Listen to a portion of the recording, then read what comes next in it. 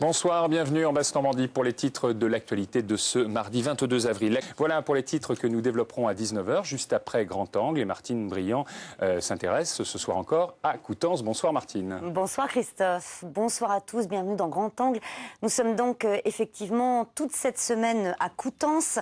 Coutances, c'est une ville de 12 000 habitants située dans le Cotentin, à quelques kilomètres de la côte ouest. Et nous essayons depuis hier de vous montrer les différents aspects de cette commune. Ce soir, il sera question avec nos invités de justice et d'économie. Bonsoir Loïc Lossonnier, tout d'abord.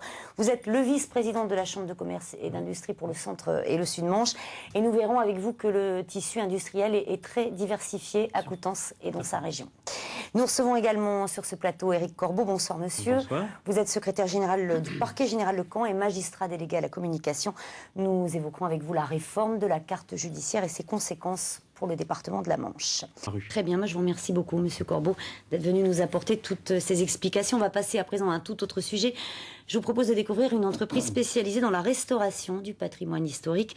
Les ateliers Aubert Lavança existent depuis une centaine d'années à Coutances. Ils viennent d'être labellisés entreprise du patrimoine vivant. C'est un reportage de François Ormin et Guillaume Le Gouic.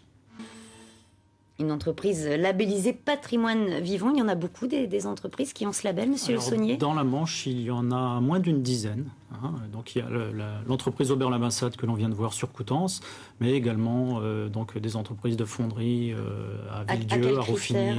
Faut-il répondre ?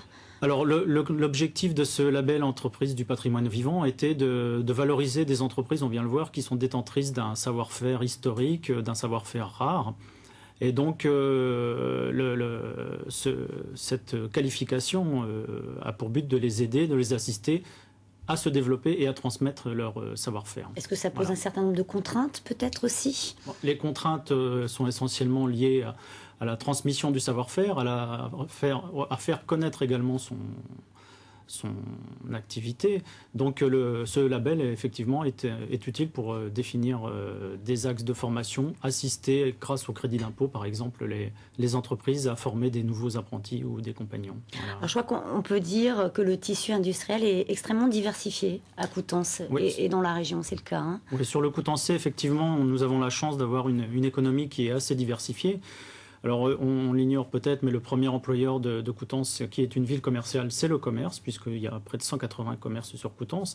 Mais on a également un tissu industriel assez varié dans l'agroalimentaire, avec la Socopa, donc les abattoirs, avec la fromagerie qui fabrique le Coutancais.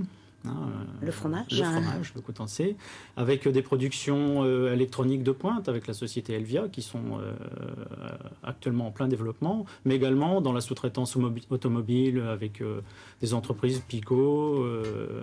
Par quels moyens est-ce que vous pouvez inciter des entreprises à venir s'établir à Coutances et dans le Coutancais ? Alors, la Chambre de commerce Centre-Est-Sud-Manche a depuis toujours une volonté d'accompagner les collectivités locales. Et donc, nous assistons régulièrement au sein des organes tels que le syndicat mixte du pays de Coutances pour inciter les collectivités à se munir de zones d'activité. C'est le cas sur Coutances, puisque une zone d'activité a été créée destinée à accueillir des entreprises industrielles de ce type et qui se trouve donc à disposition des entrepreneurs qui souhaiteraient se développer. Voilà. Très bien. Bah, écoutez, merci à vous deux d'être venus dans cette émission. Demain, nous restons à Coutances, mais nous évoquerons plus spécialement le festival de jazz, le fameux festival de jazz qui débute cette fin de semaine.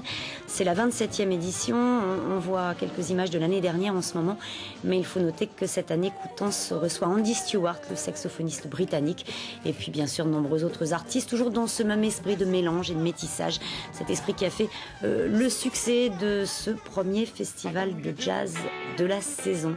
Vos questions sur notre adresse, sur l'adresse mail de Grand Angle qui s'affiche sur votre écran.